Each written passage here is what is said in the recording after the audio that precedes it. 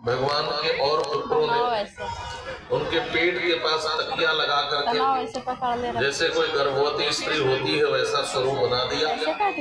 और संत महात्मा जहाँ चातुर्मास व्रत कर रहे थे वहां ले गए और सांब स्त्री बना था वो प्रणाम करता और साथ के भगवान के बेटे कहते कि आप तो बड़े श्रेष्ठ महात्मा हैं महाराज, ये हमारे यहाँ की बहू गर्भवती है, बताओ बेटा होगा कि बेटी थी। आप कथा तो समझ पा रहे हैं ना? दिमाग नहीं बोला, दीवाल लड़का ही साड़ी पहन करके और पेट में तकिया लगा करके वो गर्भवती स्त्री का रूप बनाया। ये भगवान कृष्ण के पुत्र है, नाम है सांब। इतने सुंदर थे कि पता नहीं चल रहा था कि स्त्री नहीं है, इसलिए इनको बनाया। और संत महात्माओं के पास जाकर के कहते महाराज बेटा होगा कि बेटी, बेटा होगा कि वहीं पे रहता ना, देखो पसीना मार गया, हवा लग रहा था ना वहाँ पे, ऋषि दुर्वासा ने कहा इसका स्पेशलिस्ट मैं बताता हूँ।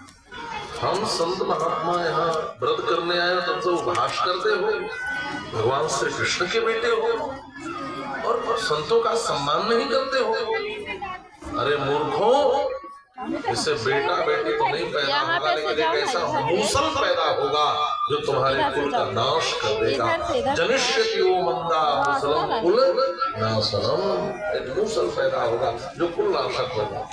और जैसे ही बच्चे डर के मारे भगे, वस्त्र हटाए तो वहां से एक मूसल निकला जहाँ तकिया रखा। अब डर के मारे कांपने लगे, भागे भागे महाराज उग्रसेन के पास भगवान से छुपाया। यदि भगवान कृष्ण को बता दिए होते कि ऐसा सांप मिला है तो शायद वो कोई मार्ग निकालते, लेकिन उनसे छुपाया।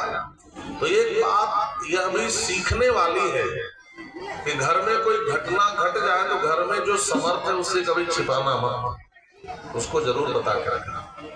यदि आपसे कोई गलती हो जाए, किसी बच्चे से कोई गलती हो जाए, ये आज के संदर्भ में कह रहा हूं, आपसे आज की युवा पीढ़ी से कोई गलती भी हो जाए तो उस गलती को यदि आप अपने घर में जो समर्थ है बड़ों से छुपाओगे तो और बड़ा अनर्थ हो सकता है। इसलिए जो घर के बड़े हैं उनसे बताना चाहिए। इन बच्चों ने नहीं बताया तो गलती की, और बताया भी नहीं द्वारिकाधीश।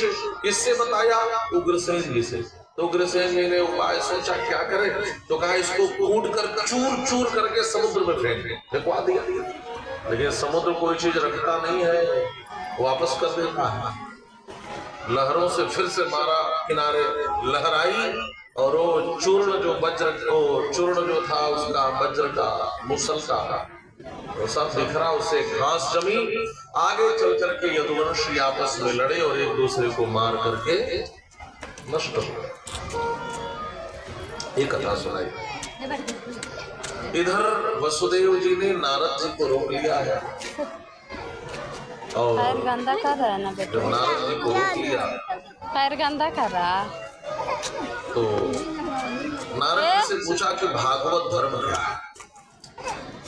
ऐसा भी होता है कि हम कभी कभी हमें सहायता से कोई चीज मिल जाए तो हम उसकी महिमा नहीं समझते हैं क्या है ना? दुनिया जिसे कहते हैं जादू का खिलौना है, अब मिल जाए तो मिट्टी है, खो जाए तो सोना है। ऐसी दुनिया है। सहजता से कितनी भी अच्छी चीज मिल जाए आप कीमत नहीं समझते, और कठिनाई से जब कोई चीज पाते हो कीमत समझ। वसुदेव जी की बुद्धि अपने पुत्र के प्रति ईश्वर की बुद्धि हो ही नहीं रही थी, वो तो केवल अपना लाला समझ रहे थे। तो बाद में उन्होंने भागवत धर्म आदि का उपदेश किया। देखिए, इसलिए भगवान से बढ़कर भागवत में भागवतों की महिमा बताई गई और भागवतों की संगति करनी चाहिए, भागवतों का उपदेश सुनना चाहिए, इसी से कल्याण होगा। संतों का उपदेश सुनना चाहिए, इससे कल्याण होगा। भगवान मिल भी जाए तो भी आप भगवान को प्राप्त कर लोगे ऐसा संभव नहीं है। इसलिए संतों की संगति, सदुपदेश, भागवतों का संग यह जीवन में बहुत आवश्यक है। 9 योगेश्वरों का संवाद सुनाया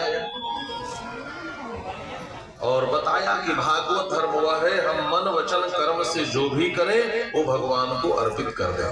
कायेन वाचा मनसेन्द्रियैर्वा बुद्ध्यात्मना वानुसृत स्वभावात् करोति यत् यत् सकलम परस्मै नारायणायेति समर्पयेत। यही भागवत धर्म है। और भी प्रश्न पूछे हैं, इन सबका उत्तर दिया है। और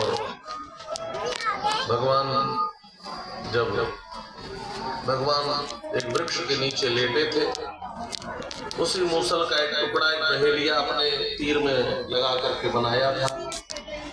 लेटे हुए श्री कृष्ण के चरण देखे, उसे लगा कोई मृग है, उसने वही निशाना साध कर मारा और कृष्ण के चरणों में लगा। वो पास में आया तो देखा है द्वारिकाधीश है, रोने लगा, गलती हो गई। तो द्वारिकाधीश ने कहा देखो ब्राह्मण की वाणी झूठी न हो, इसलिए उस शाप को अंगीकार मैं भी करूंगा क्योंकि मैं भी यदुवंशी हूँ। और इसमें मूसल का उस टुकड़े का एक अंश है, इसमें इसी को आधार बनाकर मैं भी अपने धाम को जाऊंगा। उद्धव जी रोने लगे।